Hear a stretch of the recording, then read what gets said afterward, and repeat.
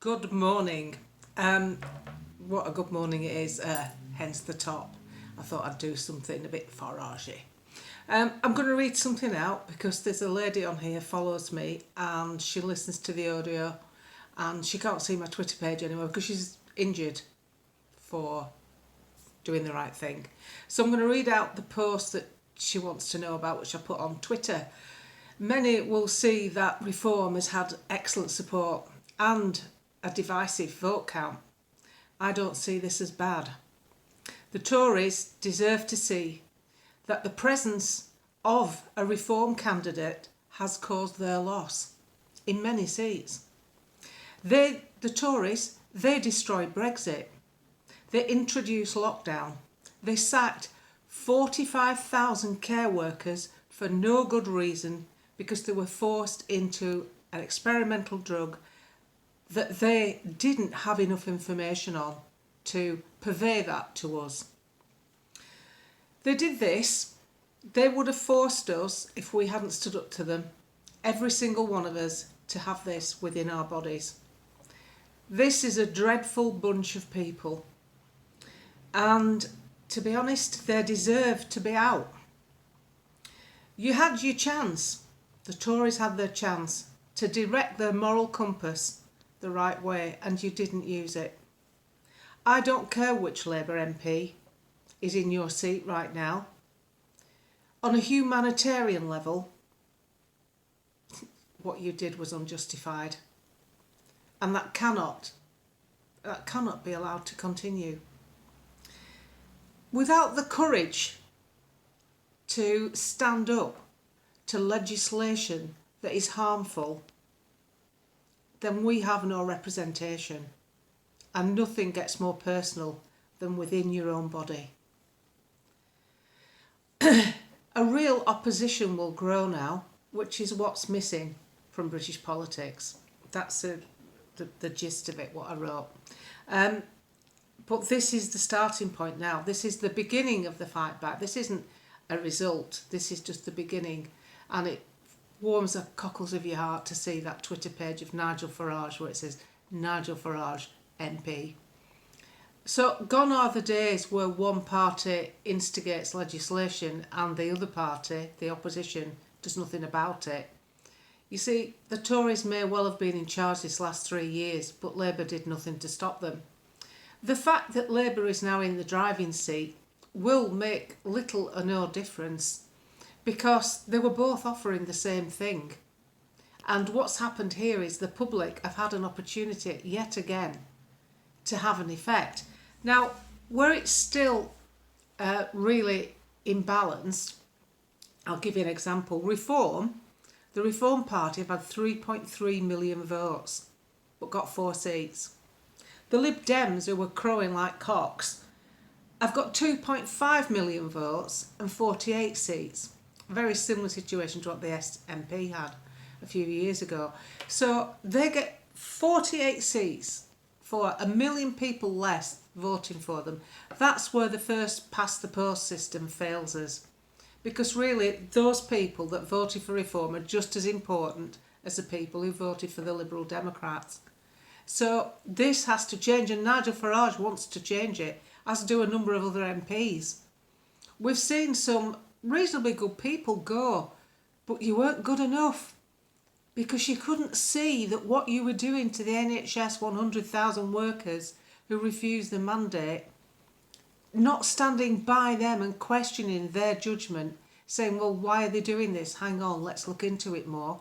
You went ahead with a profit-driven agenda that afforded drug companies record profits in record timing. One made 100, I think it was Pfizer, made 100 billion in 12 months. Now, you cannot keep your seat when you've never stood up for anything. You've not done anything, not on the big stuff. You haven't. And I'm really glad to see that. I think it's who's knocked Brandon Lewis out of his seat.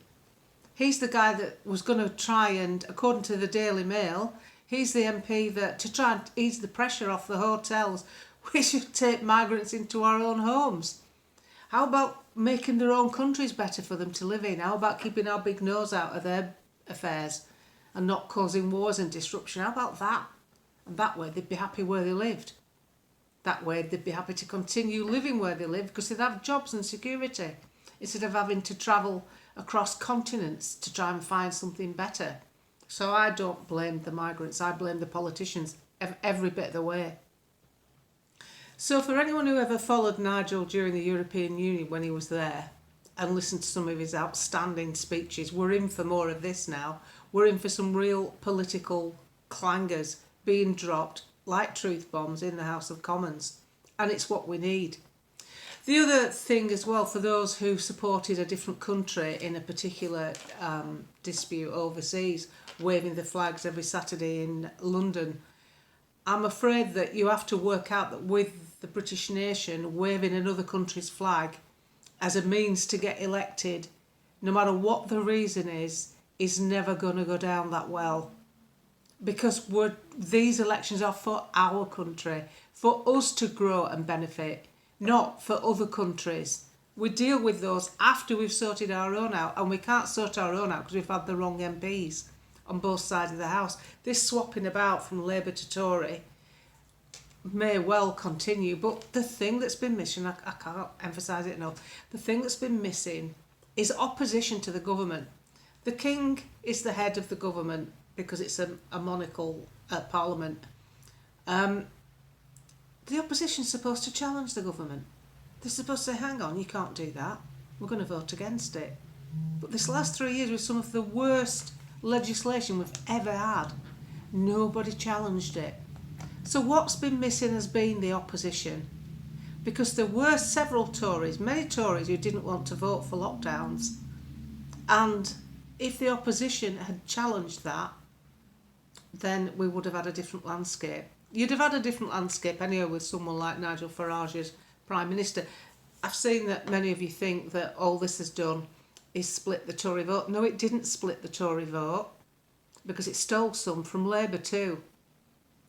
And the Tory vote was also split with the Liberal Democrats because people have had enough of Tories not being Tory. So someone who may not agree with Nigel Farage's politics but doesn't want to trust their vote to the Tories has decided to go down the middle ground with the Lib Dems.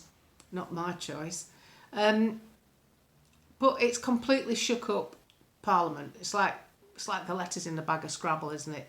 My travel Scrabble. You shake them up, tip them out, they're all different every time. Well, we've got a chance here to move forward from this point. This is the weakest now we'll ever be, and we'll grow in strength because people will see the benefit of having Reform Party candidates within the House of Commons.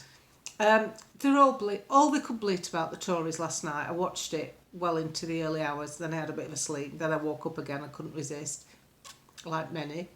And all they could bleat about was losing the seats, losing the jobs. That's all they were bothered about, which is themselves, it's an internal thing. Oh, poor me, I've lost my seat.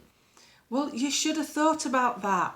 When you expected people to educate the kids from home and you voted for it. When you expected people in terraced houses with hardly any outdoor space to educate, entertain and make happy 3 children in one household with 1 laptop. That's what people remember about a Tory government. It might not have been anything you went to the polls on. You might have very well avoided talking about these issues. And you did. You never brought them up once, did you? Any of you?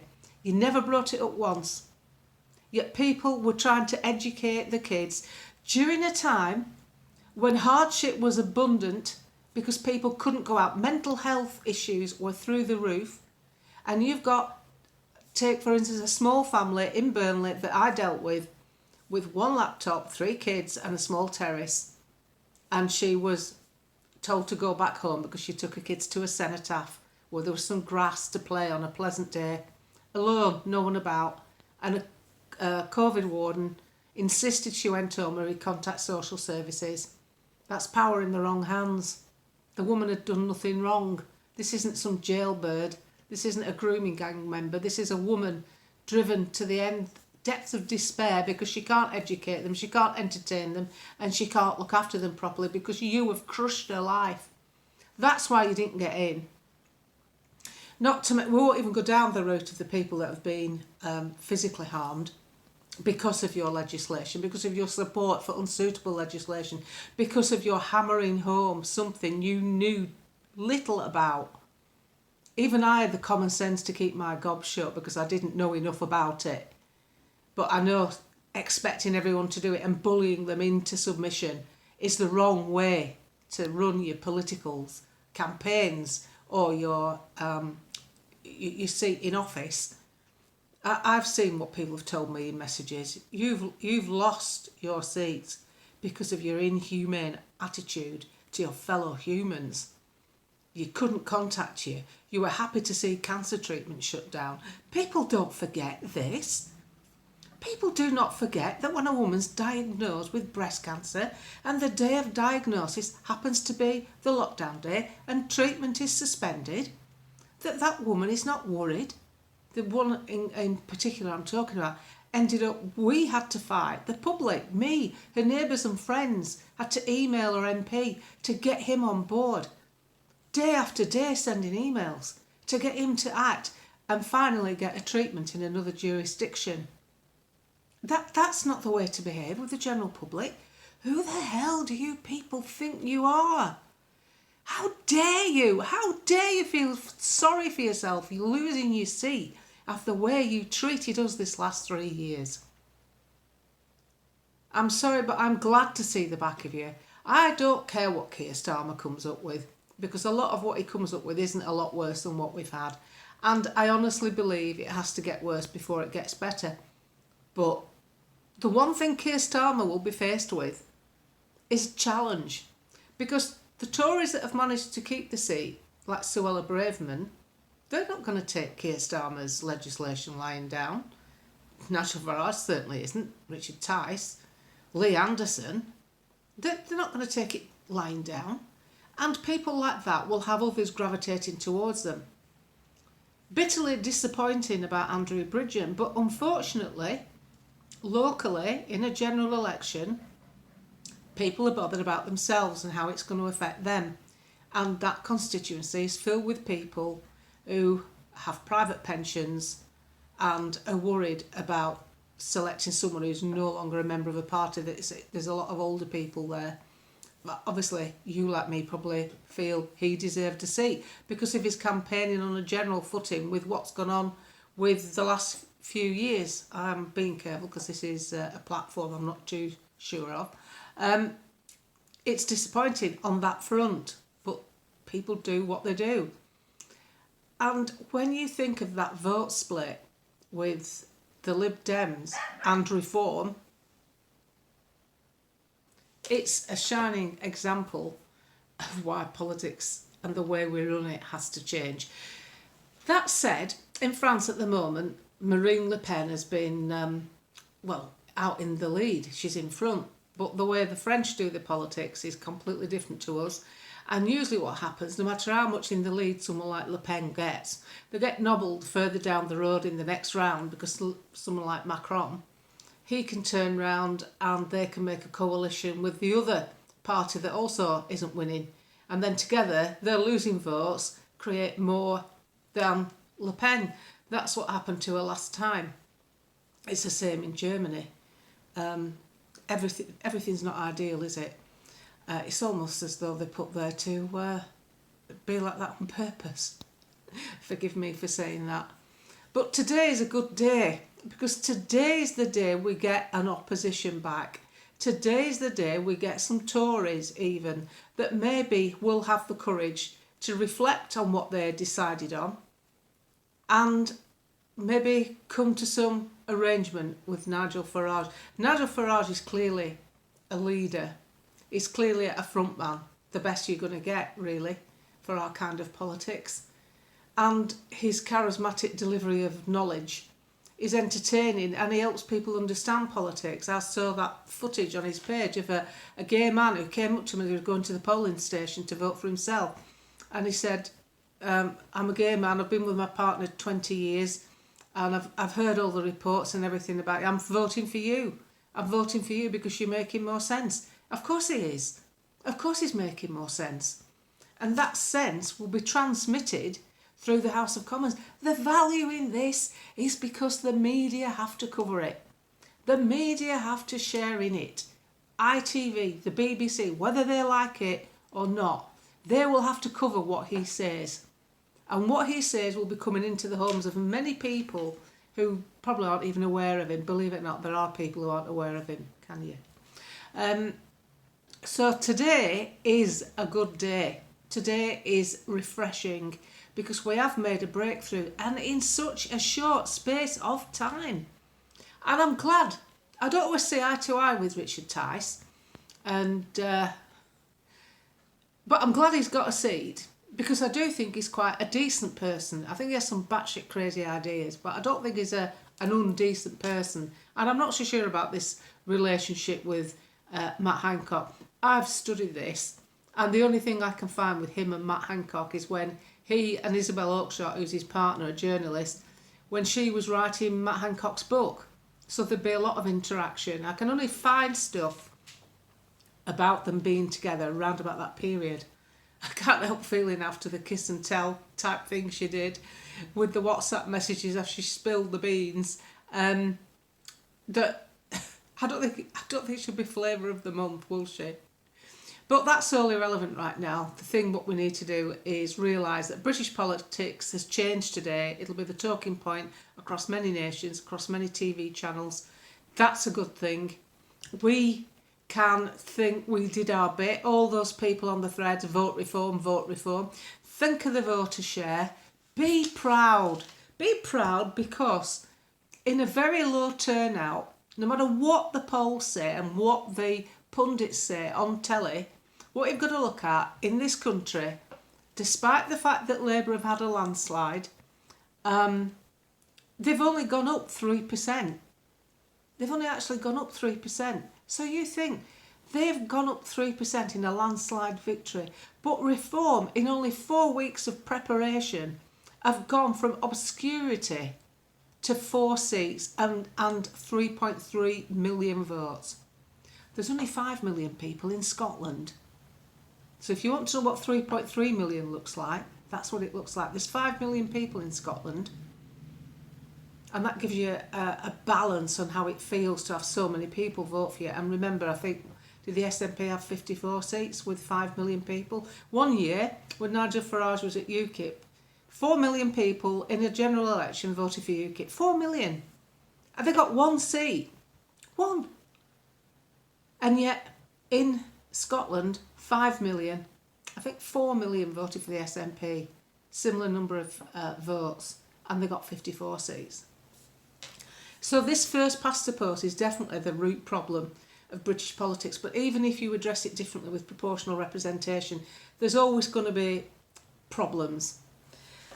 The thing is that it's the British people that have the sovereignty. That's how this Parliament works. But the trouble is, the ones we hand it to, the parliamentarians, they don't really like that. They don't really acknowledge it. Some do, but some don't.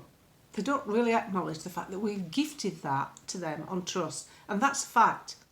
We have gifted our sovereignty to them on trust. And they're supposed to work for us with that trust. I'll never forget once ringing Tim Farron's office in Windermere. He was the MP for Westmoreland. He still is. Lib Dem.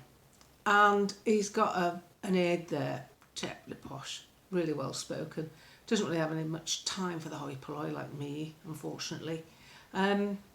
So I listened to his attitude and I thought, God, you really do see us as an interference to what's going on. And that attitude, I think, you've got to remember these young wannabes in Westminster, the SPADs, the aides, they're using that as a stepping stone. They're the rubbing rags. That's how they start off, go for it, and then they get promoted kind of thing. And then they want to be an MP, and they've come straight from uni where they've studied politics. And that's no way to run a country with people who only have that experience. People like Lee Anderson, whether you like him or not, he's been down a bloody pit.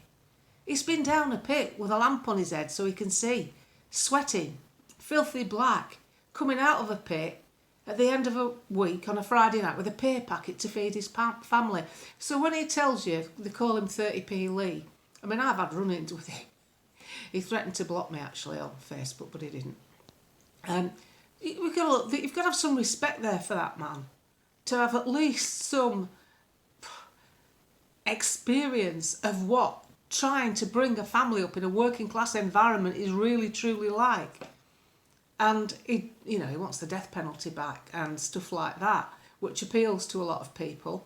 But when they took the rip out of him saying he can make a meal for 30p, if you look at what he was really saying and take the media hype away, it was logic. It was what your nan used to do. It was what I was brought up on. Shin beef, stewing beef. Use a lump of meat and potatoes, onions, peas and carrots, and you'll feed your family for a bloody week. But oh no, we have to go to Nando's and we have to go... I saw a woman in my town. I was out and I got a takeaway coffee. I don't normally do that. I think I've only had 5 coffees in the last 10 years. I just think it's a waste of money. It's all bloody froth. I take a flask. I know that's sad. I know it's sad, but I take a flask. And I'm cut. I thought, oh, sod it, I'm having a coffee, I'm thirsty. And I was still out and about. And there's a woman in there, huge backside in a pair of leggings. Massive, like the bloody moon. And she's getting a styrofoam coffee like me, pushing a pram, talking to her mate. We're all coming out together, shuffling around pram, I out the door. And she was on her way to a food bank. And because I can't keep my gob shut, my husband won't go to many public places with me, I went, eh? You going where? And she went, what's it got to do with you? I said, you just paid £3 for a bloody coffee. You can feed your kids for 2 days on that. But she looked a bit, whoa. She could have been a fisticuff for, you know what I mean? I didn't want to go too far, so I just walked out of the way. But that kind of thing winds me up. What are you doing going to a food bank when you've just paid that for a coffee? People who need a food bank, you're literally eating into the facilities for them, aren't you? And countries with food banks, in this day and age, in this, everything's high tech, we're moving forward so fast, India's got a rocket. Feed some of your people. Stop buying rocket fuel and feed some of your people. They're starving. Millions of them. So the world is completely imbalanced. And I know there's a lot of sympathy for what's going on in Gaza. I don't even blog about that topic. I don't want to. But I saw a video yesterday. I put it on my page on Twitter. It really got to me. Nothing to do with Gaza. It was just an African market somewhere in Africa. And it was like red dust the road, and there's these shantytown market stalls full of flies, raw meat being sold, yada yada. And there were these little bags, like you'd have bags of coal, little bags on the floor, all different colours, tied up. And people bartering in their own tongue to buy these bags. And God forbid when they opened them up, there were kids inside. There were little kids sat in bags being sold. I couldn't get over it. I normally don't look at stuff like that because you could just depress yourself with it all day. But why is nobody saying anything about that? Why is nobody addressing that? We can address everything. Where war's involved, have you noticed, there's money to be made through the military-industrial complex. We can't address that. Little kids, tiny kids. What are they being sold for? Slavery? God forbid food. And yet you've got the Green Party, the sole Green Party, and we need all these batteries for this electric future that we've got. And little kids like that are sent down mines. That's all their life is. They're not even expected to reach adult age. It's tragic what goes on in the world. But in a British election, I want to see British issues addressed. So the ones that were concentrating on overseas issues didn't really get anywhere, did they? Because when you get in a general election and everybody's out voting, most people, bulk of the nation, are just trying to get on with their life. They're trying to feed their kids, take them to football practice, fix the washer, go to the second job, repair the car. This all just life is hard enough moving forward without all these restrictions that the politicians put on us. I mean, I saw an ad, was it yesterday? Yes, day before. An ad on TV from United Utilities Water, showing us how not to put wet wipes down toilet. Just, what is it?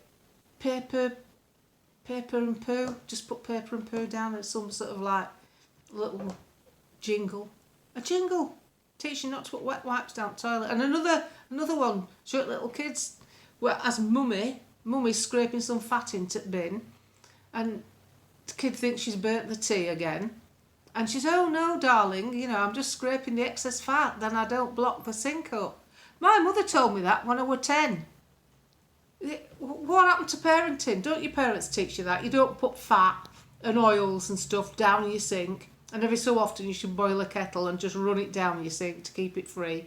Whoa. I mean, we're losing the plot. We're losing the plot. Seahorse dads. That's my last... Google that one. Google Seahorse dads. Whoa. That's just... It mesmerises me what people come out with.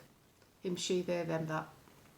I think that we're on a good trajectory now because we have people who will stand up for what we talk about.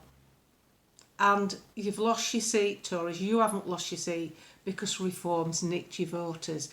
You've lost your seat because we don't want you.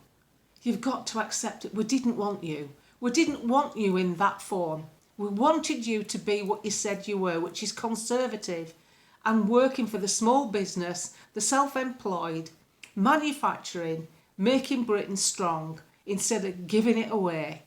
Well done, Nigel Farage and the Reform candidates, and well done to everyone who voted for a Reform candidate, even though they didn't win. They were taking huge numbers, 8,000 and 10,000 votes. That's a credit to all of them.